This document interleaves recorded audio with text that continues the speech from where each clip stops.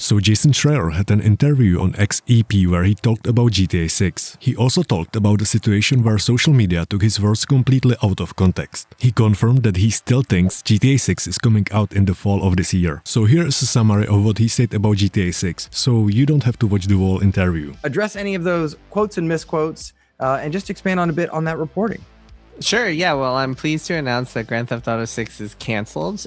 They've decided that it's not going to be big enough, not going to reach a large enough audience. And so Rockstar has decided, forget it. They're moving on. There you go. Well, thank you. There you go. Headline done. Of course.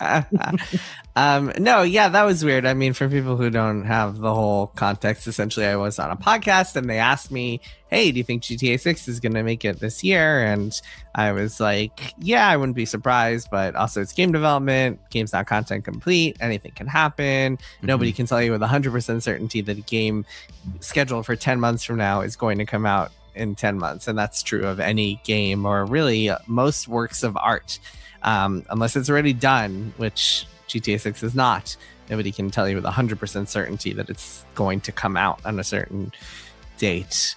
And yeah, I mean, essentially it wasn't really news, but I mean, you know how the internet works. The content farm Twitter accounts turned it into news, and then it sent Take-Two's stock price down something like 1.6% or something like that. When that happens, does your phone start blowing up immediately? No, I wouldn't say so. I did get a funny text from someone at a rival game company being like, so do you think it's coming out in November? Because we're trying to do our own planning here. But no, it's not like that particular incident didn't lead to like a bunch of people reaching out or anything like that. Yeah, no, nothing like that. So when you do come out and say something like it's not content complete, is your impression or vibe or feeling that you think at this point the game would be delayed? It's been moved multiple times. I think it's fair to say this is a more realistic release date. Are you trying to trap me? Are you trying to get the Take-Two stock with me? Did you buy Take-Two stock ahead of this so you could like do some insider trading, get the stock moving again? I can't afford Take-Two stock, my friend. It is pricey. Yeah, I mean, games are complicated, right? And it's like content complete. I mentioned this on the Ringer show where I was talking about this in the first place. There's different phases of games development. There's feature complete, content complete, and the lines between those can be kind of fuzzy, right? Like content complete can sometimes mean, depending on the production, it can sometimes mean like, well, it's content complete, but this one is really important and the director is pushing for this, so we can slip it in at the last minute. And there are all sorts of kind of like nuances here. So take that with a grain of salt. The one thing I will say is that I've seen like rumors and stories online that are like, yeah, the game is done, everything's finished, which is 100% not true. I can promise you, I can assure you that the game is not done. They're still working on it. It's 10 months away. There's still some time to finish up some things. And game development is always a kind of hair on fire type of process until the last possible minute. With GTA 6, you mentioned, and I'm misquoting myself, so correct me, but you alluded to the idea that this is primarily a PlayStation game. Can you tell me what you meant by that? Because I find that fascinating. And I think I know what you mean, but I'm not sure. Well, the context of that, this was on the Ringers podcast again, like we talked about earlier. A lot of people just kind of took what I said out of context from that podcast. But the context of that was we were talking about other games that are coming out this fall. And they were asking me like, oh, like, what about Wolverine, et cetera, et cetera. And I was like, look, Sony sees this essentially as a PlayStation exclusive for the purposes of their calendar. They are not going to release things near this because it is going to sell a lot of PlayStations.